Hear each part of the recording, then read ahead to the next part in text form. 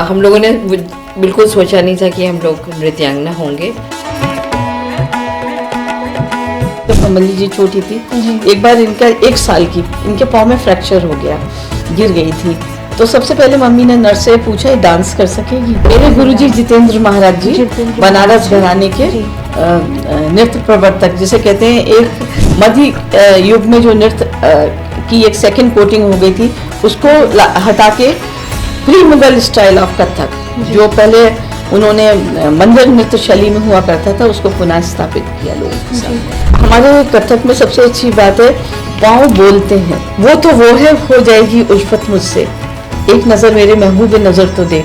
अब आप उस शब्दों को उसके भाव से तालमेल उठा रहे हैं, एक विश्वास था, एक आनंद था, that what I am saying ना, हमने कथक को जिया है। बिल्कुल। पद्मश्री अवार्ड 2022 में आपको मिला। तो मुझे लगा पता नहीं आज इस बार किसके नाम होगा। उतनी देर में फोन आया, गुरुजी को मिला नहीं था, तो हमने कहा कि हम पहले ही मना कर चुके हैं दोबारा। कहते नहीं आप एक्सेप्ट करो। सरोज खान जी थी, तो हम लोग शाम को खाना खाने के लिए वहाँ गए, तो मुझे एक हमारा कार्यक्रम था उसमें बैठी हुई थी, तो मैंने कहा कि आपको अच्छा, कहती बहुत माशाल्लाह, बहुत अच्छा बहुत अच्छा। बहुत से हम लोग बात शेयर कर रहे थे, तो मैंने कहा आप, किसी ने बोला आपने सीटी नहीं बजाई, कहते तोबा तोबा, ये इतनी बड़ी चीज़ है, उसमें मैं सीटी बजाऊँ, वो डांस दूसरा है जिसमें सीटी बजती है। तो एक शब्द में कहते ना रहे हम महका करेंगे, और ये मेरा बहुत प्राइड सॉन्ग है। रही न रही हम महका करेंगे, बन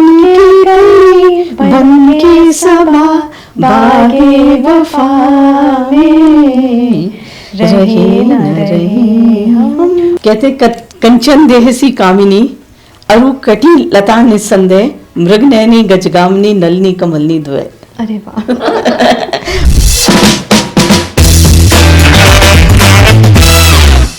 आज की ये खास बातचीत कथक के उस घुंघरू की आवाज जैसी है जो मंच से निकलकर सीधा जिंदगी तक पहुंच जाती है। 2 बहनें, एक कला और दशकों का साथ, जहां हर ताल में मेहनत है और हर भाव में विश्वास है। बनारस की मिट्टी की खुशबू, गुरु की सीख और नृत्य की वो भाषा जो बिना बोले बहुत कुछ कह जाती है। आज हम उसी सफर की बात करेंगे जहां कथक सिर्फ परफॉर्मेंस नहीं बल्कि दिल से निकली दुआ बन जाती है। तो आइए इस खास बातचीत को शुरू करते हैं। आप देख रहे हैं DNN 24 का डाइवर्स डायलॉग पॉडकास्ट, और मेरे साथ इस वक्त स्टूडियो में मौजूद हैं कथक नृत्यांगना कमलिनी अस्थाना जी और नलिनी अस्थाना जी। आपका बहुत बहुत स्वागत है DNN 24 पर। नमस्कार। कैसी हैं मैम आप? अच्छे हैं। एक बहुत लंबे इंतजार के बाद आज हम इस स्टूडियो में हैं। हर चीज का एक वक्त होता है। जी बिल्कुल।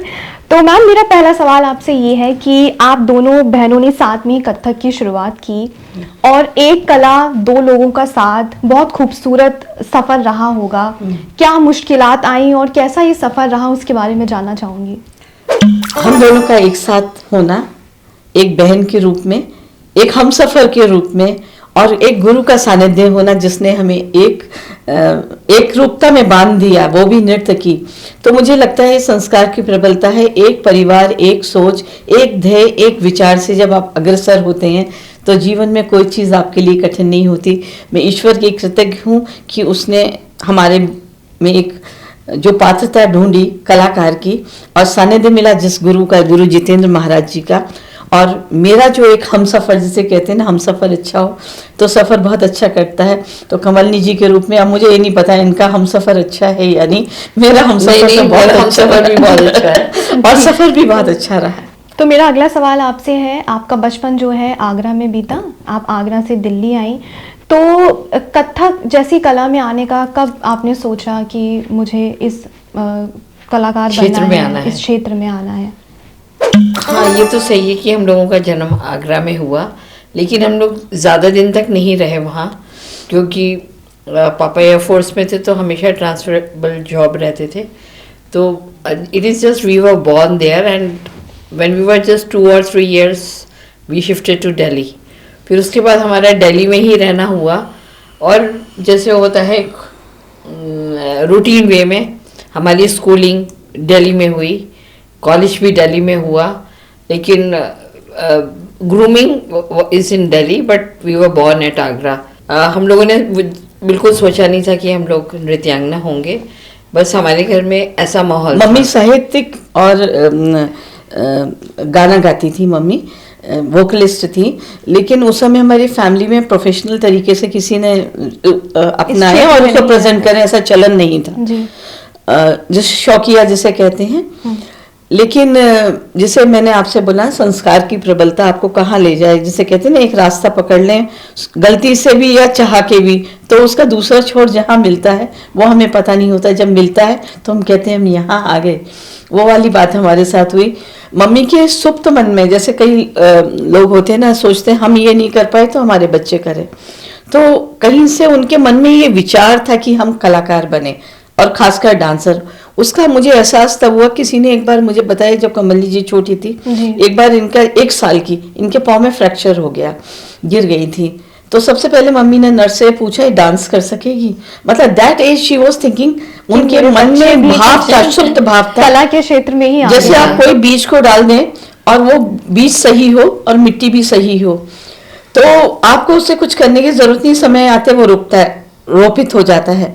तो माँ के मन में एक सुप्त भाव जो था वो रोपित हुआ, वो उसकी प्रबलता थी।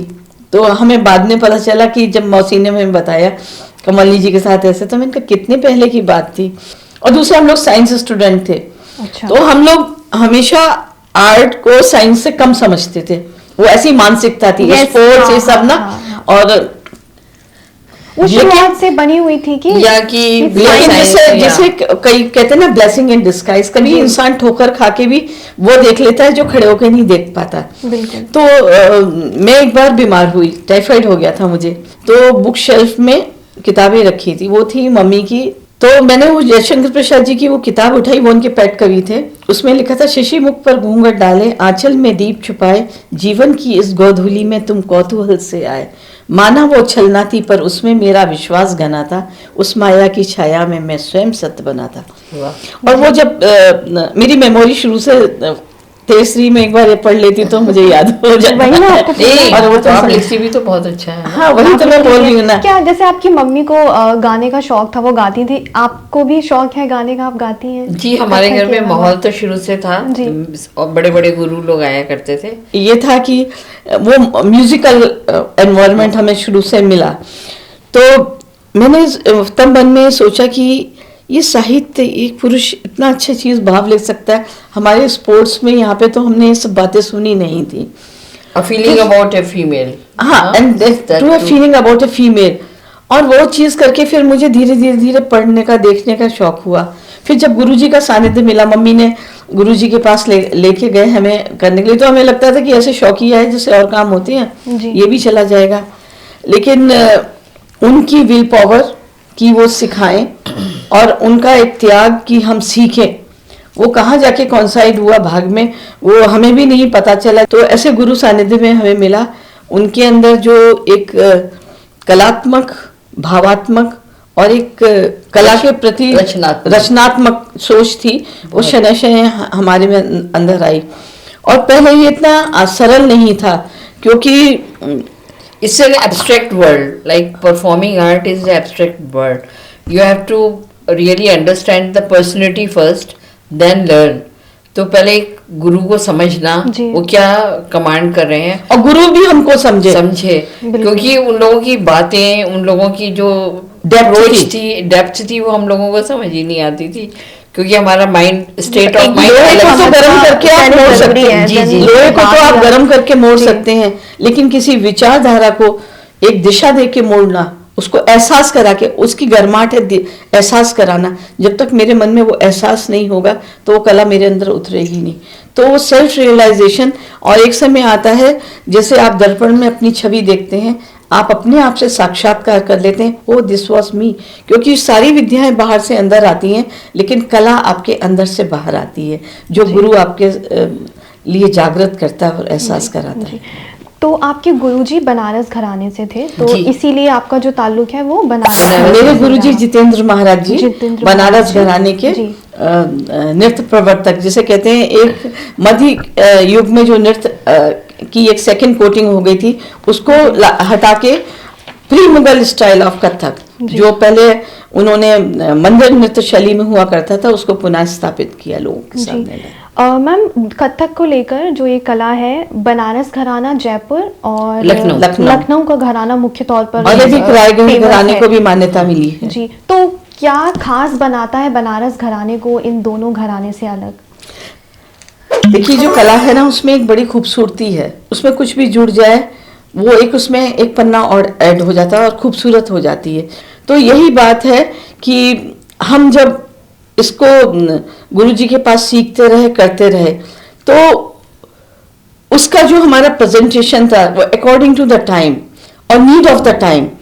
तो खासकर बनारस घराने में जो आप विशेषता कह रहे हैं, हमारे नृत्य बोलों का सामंजस्य, उसका आर्ट ऑफ प्योरिटी का एक स्वाद अलग होता है, मिलावट का एक स्वाद अलग होता है। मैंने इलिया इंडियन लंदन एजुकेशनल अथॉरिटी के साथ एक फिल्म हमारे गुरुजी के सानिध्य में बनाई थी, वो था वॉयज ऑफ कथक। उसमें हमने यही दिखाया जो आपने पूछा, जो पहले मंदिरों में नृत्य हुआ करता था, जिसमें हमारी ऑडियंस प्रभु होती थी और प्रांगण में बैठे प्रधान होता था। It was done by the mails only, और अष्ट सेवा में उसका प्रदर्शन चलन होता था, मतलब to please the god, and it was done for 8 different अष्ट सेवा जिसे कहते हैं, 8 पहर में। उसके बाद स्तुति होती थी, जिसमें जो ईश्वर के प्रति समर्पित स्तुति होती थी, श्लोक होते थे, स्रोत होते थे, उसमें से निकाले हुए सब चीज होती थी। लेकिन मध्य युग में जब वो आया, मिडिवल पीरियड में, तो मिडिवल पीरियड में आके उसमें गजल, ठुमरी मध्य युग की, ख्याल गायकी चेंजेस आए, फिर तबले के बोल, ये सब चीजें जो आई, पखावज का चलन था, बाद में तबले का it was a new addition to it, और बहुत अभी भी लोग पसंद करते हैं। वो कलात्मक दृष्टि से बहुत खूबसूरत था, अच्छा था, लेकिन सामाजिक तौर पे वो जिस स्तर पे गया मनोरंजन का साधन होके, तो वो उसके पतन का समय था। फिर वो तीसरा दौर अभी आया, जो हम शेक्सपियरियन स्टेज में परफॉर्मेंस करते हैं और बहुत बड़ी ऑडियंस में करते हैं। Now it has become a international part of A international celebration. अभी वो एक प्रांत, एक सामंत, एक दरबार, जैसे आप कहते हैं मंदिर, महफिल और मंच, तीनों का डिफरेंस होता चला गया प्रेजेंटेशन में। और आजकल जो प्रेजेंटेशन होता है उसमें चूंकि बहुत बड़ा मंच होता है, अंतर्राष्ट्रीय ऑडियंस रहती है, या एक प्रांत से दूसरे प्रांत में, तो उसमें कंपोजिशंस बहुत चलती, कोरियोग्राफी जिसे हम कहते हैं। ये कोरियोग्राफिक नंबर से वो पहले नहीं होते थे, पहले या तो सोलो चलता था, युगल नृत्य चलता या कथाएं होती थी, या कथाएं होती थी, या अभिप्राय है कि कथा कहना, या some theme, it was based on the theme, thematic background used to be there. लेकिन बाद में, क्योंकि लोगों को अगर लिरिक्स समझ में नहीं आएगी कि हम क्या कह रहे हैं, या हमारा रुझान हमारी भक्ति के बारे में इंटरनेशनल ऑडियंस को पता नहीं चलेगा, तो उसके लिए जो मोल्ड हुआ है, या जो अब ट्रैक बना है परफॉर्मिंग आर्ट का, वो टोटली डिफरेंट है। उसमें घराना मेरे को तो नहीं लगता। और सीखने में भी पहले सर्टिफिकेट विद्या को हम प्राथमिकता नहीं देते थे, हम गुरु शिक्षा को प्राथमिकता देते थे, जो गुरु हमें जब तक वो हमसे नहीं कहते थे आप इसमें निपुण, हम नहीं मानते थे। आजकल एक कोर्स बनता है जैसे और चीजों का है, और प्राथमिकता दी जाती है उस कागज के टुकड़े को, जिसमें कह देते हैं आपने ये इतना 4 साल। हम सालों साल एक चीज नहीं सीखते थे, या एक साल में ही बहुत चीजें सीख ली जाती। जी, एक कागज का टुकड़ा हमारी जो काबिलियत को है वो डिसाइड करता है कि आपको कितना आता है। फाइल में लगाते हैं जी। और पहले हमारी काबिलियत हमारी ऑडियंस में के सामने होती थी, और हम उससे परखते थे, जो सीखा है हमने वो ऑडियंस को कितना, एक उसका मापदंड भी होता था किस तरह की ऑडियंस है और क्या प्रेजेंटेशन हम कर रहे हैं। और आजकल के दौर पे अभी मेरे ख्याल में आया, क्योंकि आप बात कर रही थी, हम कभी भी जो आजकल मल्टीमीडिया चलता है, पीछे एलईडी चल रहा है, या कोई लाइट सेटिंग हो रही है, बहुत सारी माइक है या लाइट का, अभी भी हम भी जाके पहले भेजते हैं लाइट डिजाइनर को, ये सब कुछ नहीं करते थे, उस वक्त नहीं होता था। और रातों रात की कॉन्फ्रेंस चलती थी, शाम रात को 10 बजे 9 बजे शुरू हुई, सुबह तक कॉन्फ्रेंस चल रही है, लाइव म्यूजिशियन के साथ होता था, रिकॉर्डिंग नहीं होता था। आजकल रिकॉर्डेड म्यूजिक में बहुत सारे आर्टिस्ट होते हैं, कोरियोग्राफी होती है, लाइट डिजाइनिंग होती है, और पीछे मल्टीमीडिया का पूरा होता है। एक उसका एक ऑरा बना दिया जाता है, उसको लोग एंजॉय करते हैं। और पहले जो शुद्धता नृत्य की थी प्रेजेंटेशन में, वो फरमाइश के साथ होती थी, फरमाइश के साथ होती थी, स्पॉन्टेनियस होती थी। हाँ। कुछ तो उपज ही हमारी मंच में होती थी। और जब हमारे मतलब हमने वो वाला दौर देखा है, हमने वो वाला दौर देखा है, हमें याद है, फरमाइश वाला। गुरुजी के साथ I am talking about early 70s अच्छा या मिड ऑफ द 70s, जी। तब पटना में बहुत कॉन्फ्रेंस हुआ करती थी। और उन्हीं कॉन्फ्रेंस ने हमें सीजन बनाया, क्योंकि हमें नहीं पता था ऑडियंस कैसी है, ऑडियंस को पता होता था कैसे आर्टिस्ट आ रहे हैं। यहाँ तक कि जो तबला वादक संगीतकार है ना, वो बुक करते थे, हमारे साथ में मतलब जाते उनके थे। साथ भी कभी प्रैक्टिस नहीं हुआ प्रैक्टिस करती नहीं होती थी, तभी वो सही दंगल के तरह होता था। तो ये चीज हमने मंच में ही गुरुजी के सानिध्य में सीखी। जब मैं पहली बार लंगर टोरी की कॉन्फ्रेंस में गई तो हजारों की ऑडियंस, बारिश हो रही है, तंबू छू रहा है और छाता लगा के लोग तंबू के नीचे छाता लगाए, उसमें कोई क्लासिफिकेशन नहीं है कि मंत्री आगे बैठा है या रिक्शा चलाने वाला, सारी और ऑडियंस ऐसे माहौल में मौसम में लोग बैठ के देख रहे हैं। देख रहे हैं, देखो तो रियल एप्रिसिएशन। और मंच भी जैसे अभी इसके लिए भाषण के लिए बनते हैं ना, इतने ऊंचे ऊंचे मंच होते थे। और बस शुरू हो गए तो शुरू हो गए, सुनने वाले आए तो सुनने वाले आ गए। हाँ, वी हैव लर्न गुरुजी मतलब उनको वो उनकी बुकिंग होती थी, लेकिन वो हम लोगों को अपने शिष्यों को साथ ले जाते थे कि एक दो item presentation was also a part of learning that time. It was not like that you have learned in the classroom and now you are going to the stage. Practically आप या कैसे practically, स्टेज पर हाँ, जाके stage पे ले जाना हमने परंपरा सिखाना। से सीखा, और वो परंपरा ना हमने मन से ली, ना हमने सोचा कि जैसे कहते हैं ना आज हम परंपरा से शुरू करें। वो ईश्वर की बनाई हुई चीज थी कि हम उसके साथ बनते गए। और कोई टाइम पीरियड नहीं होता सिखाने का, जैसे हम कहते हैं ना देखा 1 घंटा हो गया, हम सीखने आए और उठ के चले गए, ऐसा नहीं होता था। हम ट्रेन में सफर कर रहे हैं तो भी वो कहते चलो ताली लगाओ, ये करो, तो सब लोग शुरू हुए करें। मतलब हमने, दूसरे शब्द में कहें, हमने कथक को जिया, कथक में कि मैं सांस ली और कथक को ही निभा रहे हैं। और पहली समय बात। का बट हमारे इंतजार सामने नहीं। बट हमारे सामने वो समय कैसे बीत गया, जैसे हमने सीखा, अब लगता है कि कैसे हम लोगों ने कर लिया। अच्छा, दूसरी बात है, Like, ईश्वर की किसी चीज नहीं, ट्रेन में जैसे नलिनी जी ने बताया ना, एक पहले फर्स्ट क्लास में एक स्लाइडिंग कुपे होता था ना, कुपे जैसे स्लाइड में बंद कर देते थे, that was in first class, it was not AC class, it was only first class, तो जिसमें उसमें सब बैठ गए है ना, और बंद कर दिया। तो उसी में हम अगर साउथ जा रहे हैं तो कम से कम 2 दिन लगते थे हाँ, मद्रास जाने तो 2 में दिन के लिए। खाली बैठे हैं musicians साथ। तो पूरे वक्त क्या करना है करने हैं, हमको? तो वही किसी ने वायलिन निकाली है, किसी ने तबला निकाल दिया, गाना बजाना कर धीरे धीरे सारी ट्रेन आपकी हो जा रही थी, वो खिलाते पिलाते भी थे, खिलाते मतलब एक पिलाते। विश्वास था, एक आनंद था, मतलब हम जिए it was हैं। such a thing। That's what I'm saying ना, हमने कथक को जिया है। बिल्कुल। तो मैम मैं ये जानना चाहूंगी, बनारस में आपका कितना वक्त वहाँ गुजरा और क्या चीजें आपने ऑब्जर्व करी वहाँ से, कैसे उन चीजों को आपने अपने कथक में उसको लेकर आई आप?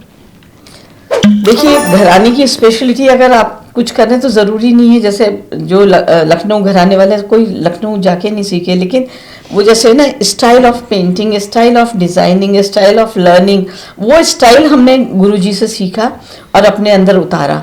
और प्योरिटी ये रही कि हमने एक ही गुरु से सीखा और किसी से नहीं सीखा, हमने गुरु नहीं बदले।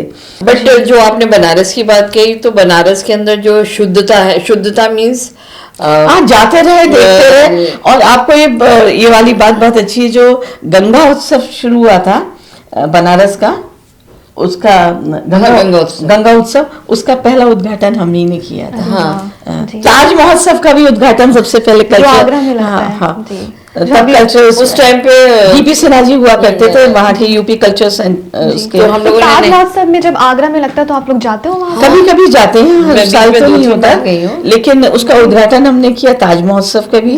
ताज महोत्सव बहुत अच्छा होता है। खूबसूरत। आगरा तो मैं हर साल इसलिए भी जाती हूँ, वहाँ पे एक हनुमान मंदिर है, जी।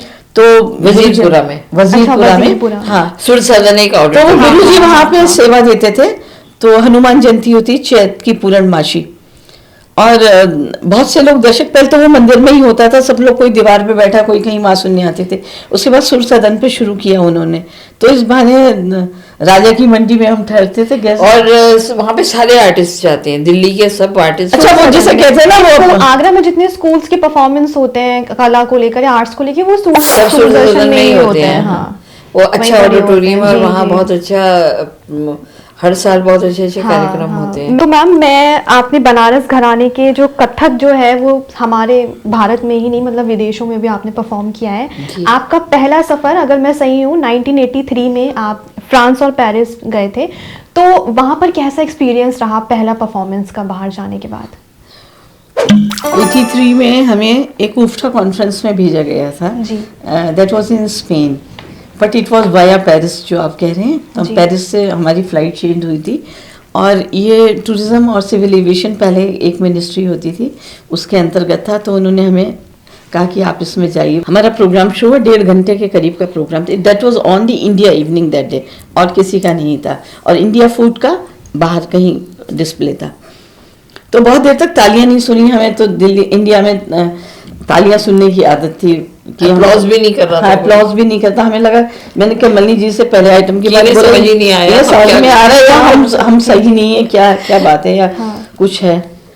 तो दिन का कोई बात नहीं, लेट्स फिनिश, हम करते रहे अब स्टेज पे हैं तो खत्म तो करना ही है। तो हमें ही नहीं पता था बाहर का डिसिप्लिन है कि जब वाइंड अप होता है तभी क्लैप करते हैं। हमने तो पटना में तो हर फरमाइश में ताली सुनने की आदत है। लाइन पर वाह वाह, जब तक नहीं मिलता तो हमें वो हमारा secretion of the gland positive नहीं होता, तभी हमको स्पिरिट मिलती। वो that's a petrol of ours कि वो बका और ये हो जाए। तो जब परफॉर्मेंस खत्म हुआ तो सारी जितनी डेकोरेशंस थी उन्होंने हमारे ऊपर फेंकी। फ्लावर्स जितने थे, मतलब फ्लावर्स की डेकोरेशन, और हमारा पूरा स्टेज उससे भर गया। That was their applause. That was their applause। और हम तो स्तब्ध रह गए कि हमारी भारतीय संस्कृति को इतना नमन। हम तो अपने आप को परख रहे थे, यहाँ तो पूरे खूबसूरती के साथ हमारा सम्मान हुआ। But we enjoyed every minute with the peoples उनका जो इंटरेक्शन होता था towards the Indian art and all. और स्पेनिश गर्ल तो बड़ी खूबसूरत हुआ करती थी। स्ट्रेट फॉर 1.5 year फिर मुझे उनकी ड्रेस अच्छी लगी। हम वहां से जब सुबह मेरी फ्लाइट थी, मैंने एक लड़की से सिर्फ ऐसे ही पूछा था ये ड्रेस उनके फीचर्स कुछ हमसे मिलते, लेकिन लड़कियों की हाइट बड़ी अच्छी होती, स्पेनिश गर्ल्स थी। तो मॉर्निंग की फ्लाइट थी पेरिस के लिए, तो वो हमारे लिए वो लेके आई डॉल्स और ड्रेस लेके आई। मैंने कहा चलो इन लोग के मन में भी बहुत अच्छा भाव है हमारे लिए। फिर एक के बाद जैसे आप कहते हैं ना, एक द्वार खुला तो आपकी किस्मत के दरवाजे। तो जैसे आपने अलग अलग देशों में जाके परफॉर्म किया है, ऑडियंसेस की फिर हमने 185 परफॉर्मेंस की और 1.5 साल रहे, और पूरे यूरोप को सिर्फ in the hands of the fans. मतलब एक ट्रिप में इतने दिन तक रहे। मैं आपको Oxford university, Cambridge university, Kings medical college, हमने तो शिक्षा के संस्थान ले ली, क्योंकि हमें वहाँ ऑडियंस मिल जाती थी, समझाने जिसको दिखाना है वो मिल जाता था, ऑडियंस को हमें बुलाना नहीं पड़ता था, कुआं खुद प्यासे के पास पहुंच जाता था। और वहाँ के भी अनुभव बड़े अच्छे होते थे, जितने मस्त कुछ अनुभव आप शेयर आपने कभी पीतल के लोटे को चांदी को देखा ना, जितना मस्त है उतना चमकता है, वही हमारे साथ होता गया। और हमारे अनुभव में हम लोग खरे उतरते चले गए। तो ऑडियंस के सवाल कैसे होते थे? जैसे आप यूनिवर्सिटीज में जाती थी परफॉर्म करने के लिए, तो वहाँ वेरी क्रेजी। एंड क्योंकि वहाँ पे ना वीकेंड्स में कॉमर्शियल प्रोग्राम्स होते थे, तो हम लोग वीकडेज को यूनिवर्सिटीज वगैरह में यूटिलाइज करते थे। नहीं तो एक हफ्ता बिना कुछ गुरुजी के पाँव देखे तो लोग बड़े उससे देखते थे कोई मशीन तो नहीं फिट की हुई है, जितने फास्ट चल रहे हैं। और हमारे कथक में सबसे अच्छी बात है, पाँव बोलते हैं, स्पीकिंग होते हैं। और उसका जो जैसे आप कोई भजन या भाव लें या कोई शायरी लें, कोई चीज तो या रुबाई लें, तो आप उसे तालमेल उठाते हैं। जैसे आप कहेंगे वो तो वो है, हो जाएगी उल्फत मुझसे, एक नजर मेरे महबूब नजर तो देख। अब आप उस शब्दों को उसके भाव से तालमेल उठा रहे हैं। हुआ करता है आहों का असर कुछ देर के बाद, वो हमें याद तो करते हैं मगर कुछ देर के बाद, है ना। तो आप उससे तालमेल करते हैं। वैसे ही क्या होता है जब वो वोकेबलरी सुनते हैं, बोलोगी दिग धा दिग दिग दिग थे, दिग धा दिग दिग थे, दिग धा दिग दिग दिग थे, ताते को खुदा, तो वो पाँव से वो शब्द निकल रहे हैं, गुरुजी पढ़ंत कर रहे हैं, तो उनको लगता है बड़ा जादू है, how this connectivity is going on. Speaking they are cutting through the और वो तबला हमारे साथ म्यूजिशियन लाइव थे, हम रिकॉर्डेड म्यूजिक में नहीं गए थे। तो we really had a nice time. उन्होंने हमसे एक्सपीरियंस लिया। हमने उस समय एक खास बात थी, लोग ना इंडिया को एशियन कंट्री की तरह जानते थे, एशियन कंट्री के लिए। कई बार मुझसे लोग पूछते थे यार, फिर मैं बिंदी लगाती थी, उससे उनको पता चल जाता था हिंदू, दे यूज्ड टू से Hindu, not Indian, Hindu word पहले बहुत यूज करते थे। हमने अपने कल्चर को, अपने काम को कभी भी किसी से डाइल्यूट नहीं किया, बल्कि हमने अपने आप को उनको समझने की कोशिश करी that this is India through our art. तो हमने कहा इंडिया को अपने कल्चर से लोग जाने, फिल्म में तो बहुत जान गए हैं, तो जड़ों से जो जुड़े रहते हैं वो सदैव के लिए होते हैं, खिले रहते हैं। तो मैंने, और बदलाव समय की एक मांग है, जड़ तना शाख सब वैसे के वैसे ही रहे, मौसम के साथ पत्तों का रंग बदलता चला गया। अरे वाह, इसकी शुरुआत मैंने यहाँ से की थी, साथ जो तुम्हारा था तो लम्हों का पता न चला, वक्त जो गुजरा गुजरता चला गया। वाह, आप लिखती भी हैं, बहुत अच्छा। अरे कला ने बहुत कुछ सिखा दिया। मैं सोचता हूँ ईश्वर से अगला जन्म दे तो कलाकार बनाए जी। तो मैम आपने संगीत का इंस्टीट्यूट ऑफ परफॉर्मिंग आर्ट बैठ के ऐसी इंटरव्यू ले तो मैम आपने 1975 में, मैं सही हूँ तो, गुरुजी ने इंस्टीट्यूट ऑफ परफॉर्मिंग आर्ट्स शुरू किया। तो ये आइडिया आपको कैसे आया कि अब? हमने नहीं किया, आपने नहीं? गुरुजी और मेरे फादर ने, दोनों ने मिलकर सोचा, क्योंकि उस समय ना कल्चरल ऑर्गेनाइजेशन होती थी, गवर्नमेंट ऑर्गेनाइजेशन बहुत कम परफॉर्मेंस करती थी। अभी बिहार में गवर्नमेंट ऑर्गेनाइजेशन करती है, जोनल सेंटर्स करते हैं, उस समय प्राइवेट ऑर्गेनाइजर्स होते थे, और जब वो बुलाते थे तभी जाना होता था, और उनके पेमेंट, उनका जो माध्यम ऑफ प्रेजेंटेशन होता था वो उनके अनुकूल करना पड़ता था, उनकी फंडिंग के हिसाब से।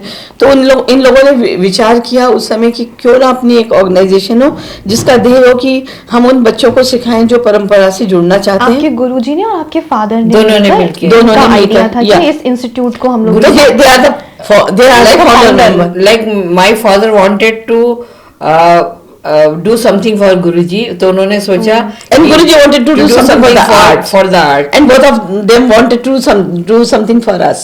हाँ, तो उन्होंने कहा कि हम एक ऑर्गेनाइजेशन बनाएंगे जिसमें नली कमली जैसी और भी शागिर्द आप बना सकेंगे, और उन्होंने 1975 में उनके थॉट से ही उन्होंने ये एस्टैब्लिश करा। तो आज इस इंस्टीट्यूट में गर्ल्स और बॉयज दोनों परफॉर्म, मतलब सीखने के लिए आते हैं, ट्रेनिंग के लिए, या फिर रेपर्टरी में बॉयज हैं लेकिन सीखने के लिए I am strict to girls only क्योंकि मुझे लगता है कि गुरुजी के समय में मतलब गुरुजी के शागिर्द तो रहे, लेकिन रेपर्टरी में हमारे नहीं बॉयज भी हैं, हाँ, दोनों हैं। अच्छा, तो अभी फिलहाल कितने स्टूडेंट्स हैं, मतलब क्या रहता है रूटीन इसको, मतलब? देखिए वो बैचेस में रहते हैं, एक है जो स्टार्टिंग बिगिनर्स हैं। एक चीज़ हमारे साथ है, हम हॉबी क्लास नहीं लेते। दूसरी बात यह है कि अभी गुरुजी 2023 में नहीं रहे, ही वो शिव भक्त एंड ही ब्रह्मलीन हुए वो शिवरात्रि के दिन ही गुरुजी हमारे। तो वो सिखाते थे, हम हमेशा उनके इंस्ट्रूमेंट रहे, हम हमेशा परफॉर्मर ही रहे। मुझे सिखाने का उनकी कंपोजिशंस में गुरुजी को हमें कहते थे ऐसा करो, हम करते थे तो दूसरे लोग देखते थे, क्योंकि उनकी जो थिंकिंग के साथ कनेक्टिविटी हमारी अच्छी होती थी, हम उनसे सीखे हुए थे। वो कहते थे, हम उतारते थे, जैसे आप असिस्टेंट के रूप में कह लीजिए, तो वो और हम करके हम दूसरों को बताते थे। लेकिन जो शुरू से एक शागिर्द के रूप में सिखाना रहा वो गुरुजी सिखाते थे। अभी हम वो दायित्व हमारे ऊपर आया कि हमें सिखाना है करके। मुझे हमेशा लगता था कि मैं किसी को सिखाऊं, कितने घंटे, चाहे 1 घंटा हो, 2 घंटा हो, या पूरा हफ्ते में जाके हमारे 5 घंटे हुए, मैं जीवन का इतना बहुमूल्य समय किसी के ऊपर खर्च करूँ और वो उसे आगे लेके ना जाए, तो द लाइफ इज वैल्यू। तो अभी हम लोगों ने थोड़ा चूजी एटीट्यूड में, we don't want quantity, we want quality. We are training the students those who really wanted to go ahead for the future. तो सिलेक्शन का कुछ प्रोसेस है, जैसे आप बता? सिलेक्शन का प्रोसेस है कि एक तो उनका एप्टीट्यूड टेस्ट ही होता है कि उनके अंदर कितनी सहन शक्ति है कि वो इसको कर सकेंगे। हाँ, पेशेंस कितना है, कितना पेशेंस है, और पेशेंस के अलावा उनका पिकअप सेंस कैसा है। इसलिए compare to other students when I see we have got very good students because my way of teaching is like guruji only. And most of them are taking scholarship from. और मैं आपको एक बात कह दूं, लोग बड़े बड़ी जगह से सीख के आते हैं 17-18 साल। मैं आपको 4 साल के सीखे हुए बच्चों को करूंगी, क्योंकि हमारा वे ऑफ ट्रांसफॉर्मेशन जो है, जो ट्रांसफर हम करते हैं, वो हम ये सोच के करते हैं कि परफॉर्मर बने। हम ये नहीं सोच के हम कहते हैं डोंट गिव द एग्जाम। आप अपने आप को किसी चयन की लाइन में क्यों लगा रहे हैं? आप अपने आप को क्यों परख रहे हैं? परखेगी ऑडियंस आपको, आपकी कला से वक्त आपको परखेगा। तो हमारा पहला ध्येय रहता है, इससे परफॉर्मिंग आर्ट। आप स्विमिंग की एक मोटा उदाहरण देती हूँ, स्विमिंग की हर टेक्निक सीख लीजिए, but in a dry pool you will not be knowing the technique. आप धक्का खा के पानी से बच के तो निकल सकते हैं, लेकिन आप स्विमर नहीं कहलाएंगे। तो मैं कोशिश करती हूँ कि जो सीख रहा है जितने समय भी रहे वो उसको एंजॉय करे, कला का समावेश उसके अंदर हो और वो उसको रियलाइज करे, और जितनी देर भी वो करे तो उस छोटे लर्नर के अंदर एक परफेक्शन नजर आना चाहिए, because art is a perfection. जी, तो मैम मैं ये जानना चाहूँगी, गुरुजी से आपने जो सारी चीज़ें सीखी और आप अपने स्टूडेंट्स में वो कैसे ढालती हैं उन चीज़ों को? मैं सबसे बड़ी बात तो ये कहूँगी, गुरुजी के अंदर बहुत पेशेंस था। उन्होंने हमको पहले सुपात्र बनाया, उसके बाद कला डाली। अगर वो हमें सुपात्र नहीं बना पाते तो वो ट्रांसफ़र हो ही नहीं पाता कुछ, है ना। चीज़ तो तब किसी में जाती है जब वो पात्र लेने लायक हो। हाँ जी। अगर वो लेने लायक ही नहीं हो, स्टबर्न है, तो उसके अंदर से अच्छाई कभी जाएगी ही नहीं। देने वाला तो तैयार है, लेकिन लेने वाले को भी तैयार होना चाहिए। तो एक तो उनकी पेशेंस को मैं हमेशा सोचती हूँ, उन्होंने कैसे सिखाया। फिर देखते देखते हमें भी तो पता चलता है या बट उनके सिखाने में और हमारे सिखाने में ये फर्क है कि अब उतना टाइम भी नहीं, वो बैठ के नहीं सिखाते थे, वो हमेशा वो भी नृत्य कर रहे होते थे, हम भी नृत्य कर रहे होते थे, और घंटों घंटों वो हमसे बोलते थे कि आप लय देते रहिए, ताल देते रहिए। ये फर्क आया, वो उनके टाइम में टाइम बाउंडिंग नहीं थी, अब टाइम बाउंडिंग है। तो गुरुजी जब बच्चों को सिखाया करते थे उस समय, तो टाइम की लिमिट नहीं रखते थे। जैसे होता ना, सब जगह देखा आए बच्चे, में अभी भी देखती हूँ उतने देर में वो आके खड़े हुए। कला का कोई ऐसा नहीं मापदंड नहीं होता कि आप यहीं पे तिहाई मिल रहे हैं तो उनके पेरेंट्स आ गए, आपने कहा कि नहीं फौरन उठ के चले। हर चीज़ का एक चरण होता है करने के लिए, जो हमारी परंपराओं से बंधा हुआ है। तो मैं कई बार सोचती थी कि गुरुजी, इनका तो 1 घंटे की 40 मिनट की क्लास है, गुरुजी 2.5 घंटे कर रहे हैं। फिर जब वो कोई चीज़ का कंपोजिशन कर रहे थे तो और समय लगा देते थे। तो जब तक वो चीज़ को, जैसे आप एक पत्थर को तराश रहे हैं और जो सूरत आप उसकी बनाना चाह रहे हैं, तो जब तक आपके को एक, तो चलिए रोक के दूसरे दिन भी कलाकार बनाता है, एक आइडिया नहीं आता था, तब तक वो अपनी छेनी रोकते नहीं था। हाँ, मतलब एक आंख तो मैं बना लूं करके यहाँ से इतना कर लूं तो नहीं रोकते। तो कई बार मैं कहती थी गुरुजी कितनी देर हो गई, क्योंकि मुझे ड्राइव करके गुरुजी को वहां तक ले जाना होता था वापस 35 किलोमीटर कड़कड़डूमा से, अपने इंस्टीट्यूट से, संगीत का से। तो मैं कई बार कहती थी गुरुजी आपने बहुत देर कर दी, लेकिन हर चीज़ की एक मर्यादा होती है। अभी उनकी जगह पे जब मैं बैठ के सिखाती हूँ तो मैं भी वही काम करती हूँ। जब तक वो नहीं होता है तो मैं ना ये सोचती हूँ ये थक गया बच्चा, इतनी देर से, एक छोटा बच्चा 3 घंटे से नृत्य कर रहा है, उनके पेरेंट्स बाहर वेट कर रहे हैं। तो वही बात है ना, आप जब उस स्थान पे आते हैं, जज की कुर्सी में बैठते हैं, तो आपको पता चलता है कि कौन से न्याय क्या होता है। भले ही आपको एक मूर्ति में तराजू का एक पलड़ा ऊपर एक नीचे नजर आता है, पर जब न्याय होता है तो दोनों बराबर ही होते। लेकिन फर्क तो हो गया है, समय में फर्क हो गया। लेने वाले में भले ही हो, देने वाले में नहीं होना चाहिए। तो मैम, आप तक के आपके सफर में बहुत सारे अवार्ड से आपको नवाजा जा चुका है, जिनमें पद्मश्री अवार्ड 2022 में आपको मिला, संगीत नाटक अकेडमी उत्तर प्रदेश। जी, बे एरिया गिल्ड अवार्ड भी आपको यूएस में मिला था, लाइफ टाइम अचीवमेंट अवार्ड। तो जब पद्मश्री आपको जब मिल रहा था, क्या था जहन में कि क्या चल रहा था कि मेरा सफर जो है वो पूरा हो गया, मुझे इतने बड़े अवार्ड से नवाजा जा रहा है? जब अनाउंस हुआ जी, कैसा महसूस कर रही थी आप? ये तो कमाल की बात है कि जिस दिन हमको अवार्ड मिलना था, उस दिन हमारे गुरुजी ने हमको पहले ही बोल दिया था कि इस बार तुमको अवार्ड मिलेगा। अरे वाह, मुझे इस बात का इंट्यूशन बहुत ही। एक बात और ये जो कमली जी ने अभी कही ना, कलाकार का इंट्यूशन बड़ा स्ट्रांग होता है, क्योंकि वो निराकार चीज से कुछ क्रिएट करता है। हाँ। तो जब आपके पास कोई चीज़ है तो आपकी निगाह वहाँ तक लिमिट हो जाती है। जब आपके पास कोई चीज़ लिमिट में नहीं है तो आपका विजन बड़ा वास्ट हो जाता है। इसलिए कलाकार का विजन बहुत, और मेरे गुरुजी बहुत आध्यात्मिक थे, तो उन्होंने बड़े आराम से बोल दिया कि मैं तो तुम्हें नहीं, हम लोग ऐसे अपने रूटीन में अपने किदवाई नगर वाले घर से मैं गाड़ी पैक कर रही थी, मैंने कहा कमल नहीं अभी फिर ये कल तो ये हो जाएगा परसों, तो हम लोगों ने तो पता नहीं इस बार किसको मिलेगा, हमने तो नॉमिनेशन भी नहीं भेजा। तो मुझे लगा पता नहीं आज इस बार किसके नाम होगा। खैर हम तो अपने गुरुजी के रास्ते में। फिर हम जब आके अपने इंस्टीट्यूट पहुंचे तो मैं सब क्लीन होने के बाद भी एक टच देती हूँ अपने हॉल को। तो मैं नटराज जी का बहुत बड़ी मूर्ति है उसके पाँव साफ कर रही थी, उतनी देर में फ़ोन आया।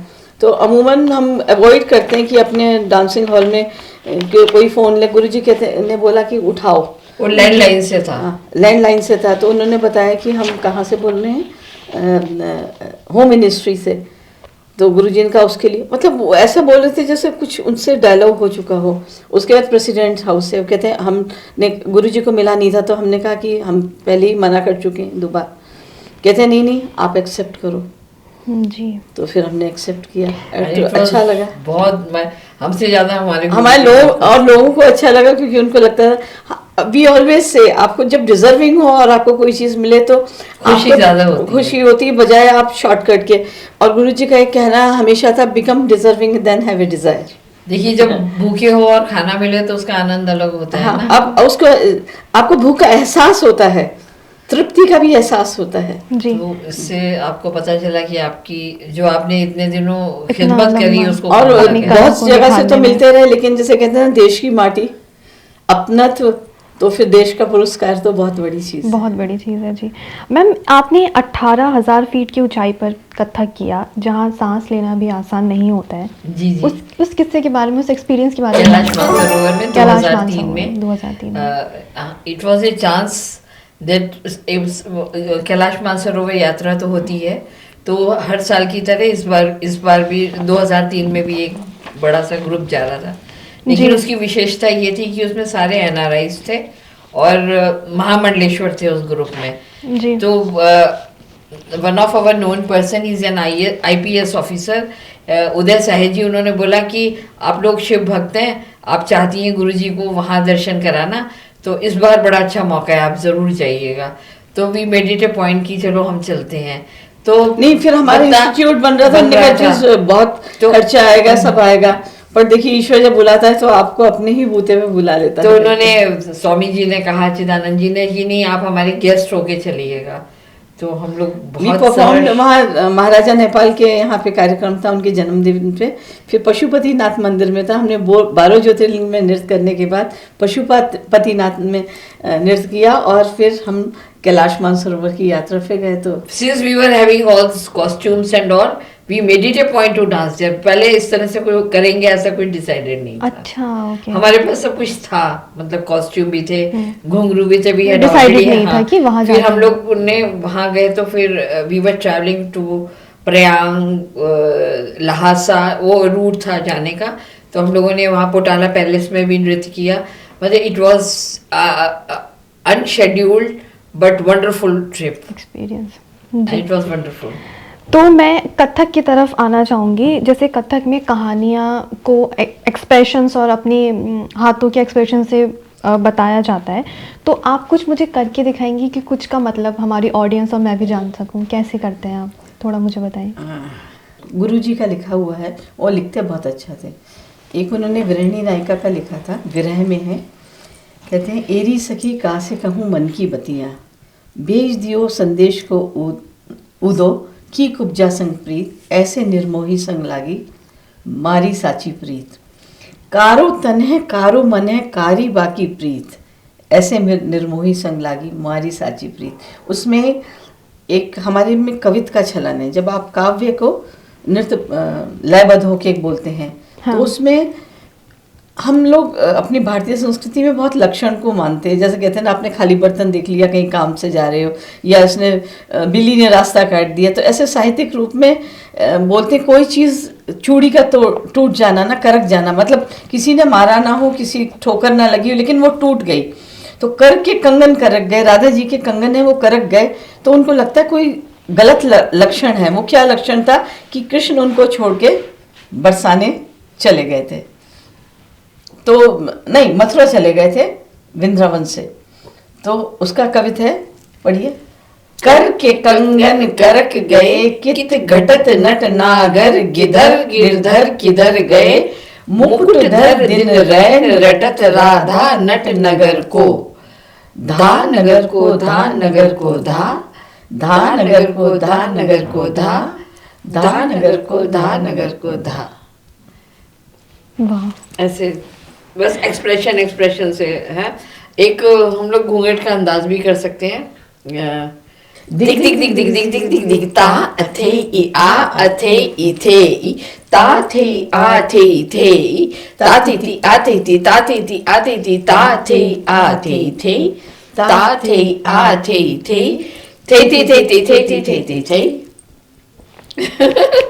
मतलब अभी इतने स्ट्रॉन्ग आईज के एक्सप्रेशंस होते हैं ना कि बस देखने वाला देख ही रहा है। मैं जस्ट आपको देख ही रही थी कि बस देख ही रहा हूँ। और इसमें जैसे मतलब इसमें इस तरह से बताया जाता है कि आपको लगेगा जैसे कि पता नहीं कितने दूर देख रहे हैं। ता थे आ थे ई थे, ता थे आ थे थे थे।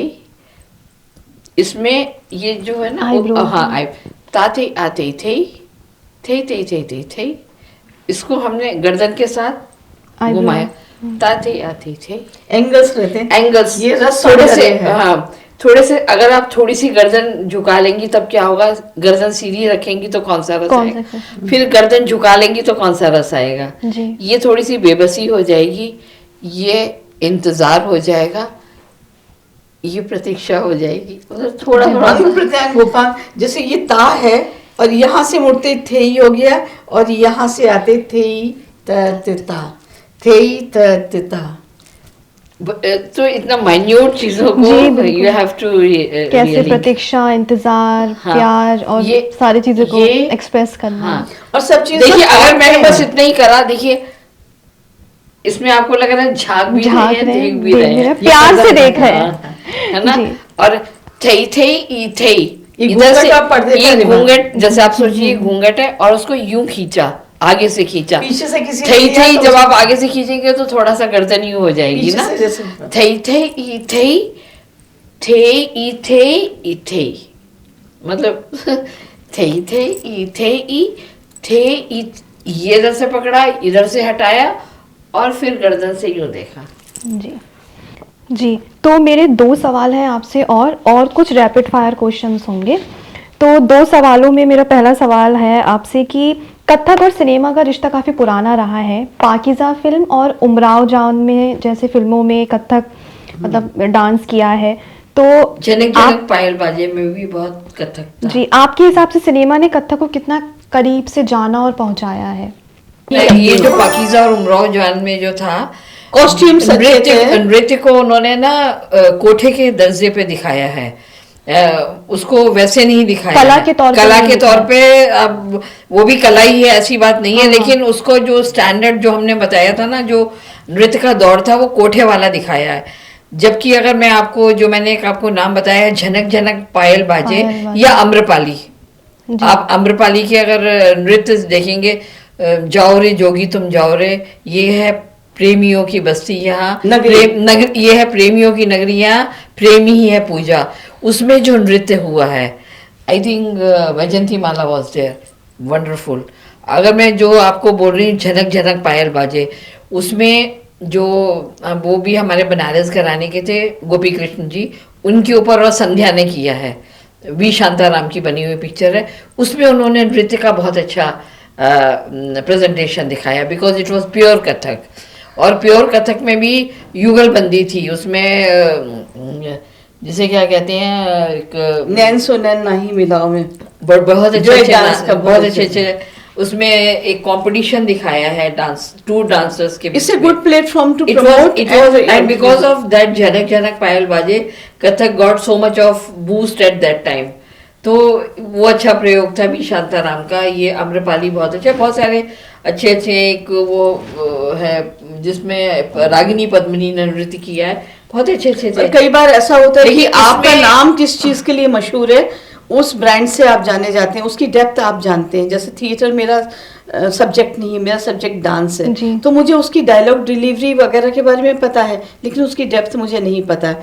ऐसे ही जो डांसर्स नहीं है उनके ऊपर आप जब उन्होंने डांस जो किया था वो आजमाया, मुजरा था, मुजरा था, that उनके was a पास मुजरा। उनके ऊपर जब आप डांस आजमाते हैं तो कई बार फुटवर्क किसी डांसर का ले लेते हैं, कुछ मूवमेंट के उनके ले लेते हैं। जैसे ये था मुगले आजम, उसमें कितनी अच्छी सारी कंपोजिशंस है, लेकिन मोहे पनघट पे नंदलाल छेड़ गए, और कितनी बड़ी अभिनेत्री है और कितनी अच्छी कंपोजिशन, लेकिन चूंकि वो डांसर नहीं थी तो उसमें जो मटका है आपका जितना साइज होता है उसके साइज का आपको मटका पकड़, वो मटकी की जगह पूरा इतना मटका इतना बड़ा But पकड़ा है। अच्छी थी तो composition। कंपोजिशन अच्छी थी, लेकिन एस्थेटिकली दैट वाज रॉन्ग। क्योंकि जब आप खुद डांसर नहीं है तो आपको एस्थेटिकली उसकी बारीकी नहीं, जैसे कृष्ण है, मैं बाल कृष्ण की बात करी तो उसका एक लेवल है, आप ऊपर देख के बाल कृष्ण करेंगे तो नहीं, उसकी तो हाइट ही नहीं है वो।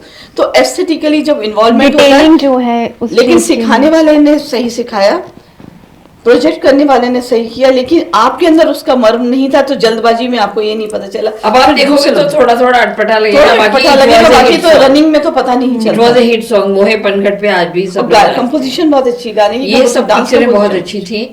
लेकिन जो आपने दो नाम लिए वो मुजरा है। ओके हाँ, दैट इज मुजरा। मुजरा is a brushed form of जो ये ट्रेडिशन था, जो मैंने आपको बताया, मंदिर नृत्य शैली से दरबार में, दरबार से कोठे में जब आया, उसके बाद ये मुजरे का चलन हुआ था। वो इन्फ्लुएंसेस, उनको नॉच गर्ल्स कहते थे, नॉट डांसर्स।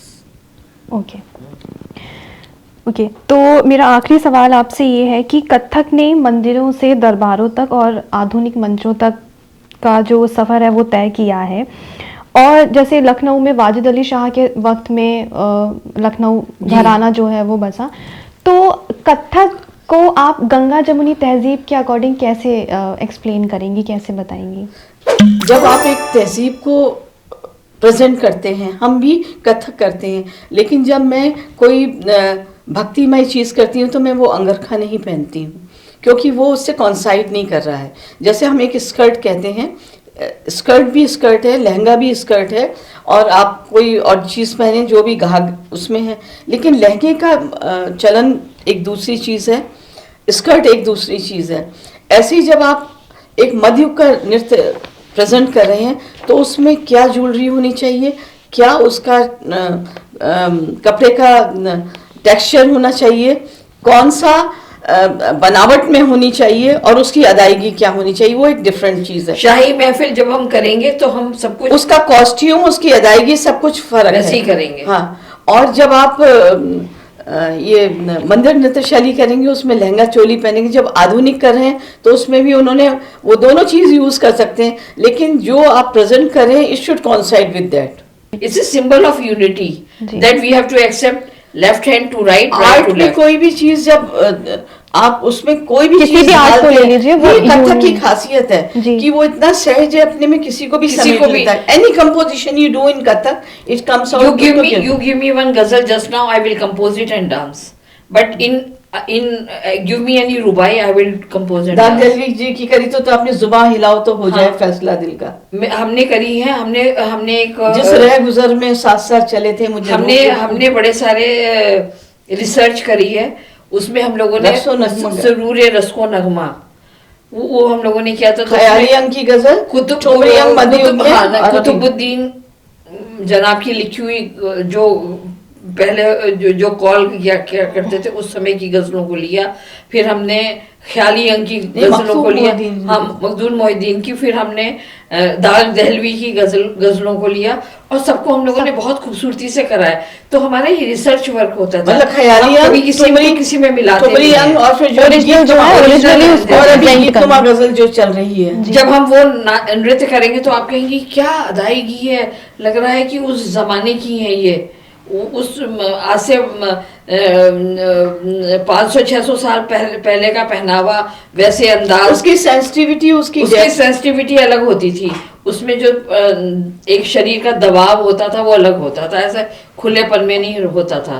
तो वो सब अंदाज को वैसे ही दिखाना पड़ेगा। तब आप उसके साथ जस्टिफिकेशन कर न्याय पाएंगे। कर पाएंगे। जी बिल्कुल। तो मेरे कुछ रैपिड फायर क्वेश्चंस हैं। जी जी। इंटरव्यू के अभी क्वेश्चंस तो कंप्लीट rapid हो fire ही हो चुके हैं। तो मैं दो दो करके आपसे पूछूंगी सवाल। कोई भी दे सकता है जी जवाब। जी। तो मेरा पहला सवाल है, गुरु की कही एक बात जो आपके दिल में बसी है आज तक।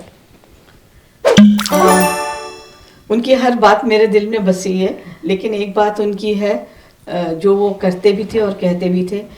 कहते थे एक तो क्षमा कर देना चाहिए, दूसरा कहते थे वो कि आप जब किसी की कला को देखते हैं तो उसमें कला देखिए, पात्रता मत देखिए, तो आपके मन में हमेशा अप्रिसिएशन होगा, because artist is thing to be appreciated. जी और एक फॉरगिवनेस में कि कभी कोई गलती करता है तो उसको भी आप माफ़ कर दिए, क्योंकि ईश्वर भी तो हमें बहुत बार माफ़ करता है। जी, और एक नया नजरिया भी देता है कुछ नया करने का, दोबारा एक मौका लाइफ में देने का।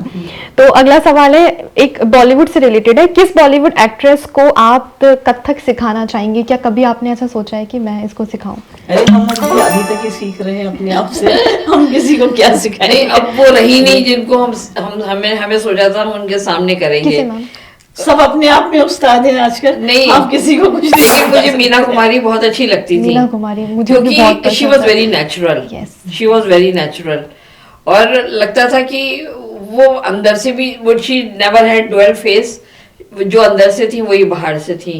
तो अब सिखाना क्या चाहूंगी, लगता है कि वो हमारा नृत्य देख पाती। जी एक बार हम लोग लखनऊ में थे, जी तो जिस महल में इनकी शूटिंग हुई थी उमराव जान की, जी तो अपनी वो महमूदाबाद के नवाब थे। हाँ, तो उन्होंने अपनी एक कंपोजर थी ना, क्या नाम था, सरोज खान। सरोज खान। अच्छा, सरोज इसको खान कट जी, कर जी, दिया, जी, sorry, जी। सरोज खान जी थी। तो हम लोग जी। शाम को खाना खाने के लिए वहाँ गए, तो मुझे दिखाए थे यहाँ ये शूटिंग हुई, यहाँ ये शूटिंग हुई। तो मैंने उनको कुछ सुनाया, तो उससे वो खुश हो गई, लिखा उन्होंने। मैं उस समय जो आप ये बात कर रही हैं ना, तो मैं हमेशा चीज़ को उसकी चीज़ की ओरिजिनलिटी में पसंद करती हूँ। चांद को कभी आप सूरज की तरह नहीं दिखा सकते, उसकी एक अपनी गरिमा है, और सूरज को आप कभी चांद नहीं दिखा सकते, उसकी एक अपनी शीतलता है। तो मैंने कुछ पंक्ति लिखी थी, और इसलिए लिखी थी कि ये हम अपने कल्चर, जो हमारा भारतीय संस्कृति है, उसको हम भूले जा रहे हैं, और बाहर की पाश्चात्य संस्कृति को, सभ्यता को हम अपना रहे हैं। कई बार ऐसा होता है, फिर दूसरों की किताबों में हम अपने आप को पढ़ते हैं, हम कहते हैं जो बाहर बच्चे पैदा हुए हैं, जो शुरू से बाहर रहे हैं, बाहर के सिटीजन हैं, जिन्होंने अपना मुल्क कभी नहीं देखा, फिर वो बाद में कहते हैं वो हम ये होता था, ऐसा होता था। जैसे हम कई बातें खुद भी अपने आप पूछते हैं, कहते हैं शहर की आड़ में सपना चला गया। शहर कहते हैं मॉर्निंग को, सुबह को, और बहुत से ख्वाब देखते हैं रात को, सुबह सब चले जाते हैं, पर वो चूंकि हम उसे ख्वाब में जीते तो लगता है वो हमारे हैं। शहर की आड़ में सपना चला गया, गैरों की चाह में अपना चला गया, हम पूछते ही रह गए रास्तों से उस शख्स का पता, जो अभी तक यहाँ तक कहाँ चला गया। तो सरोज जी ने बैठ के लिखा इसको।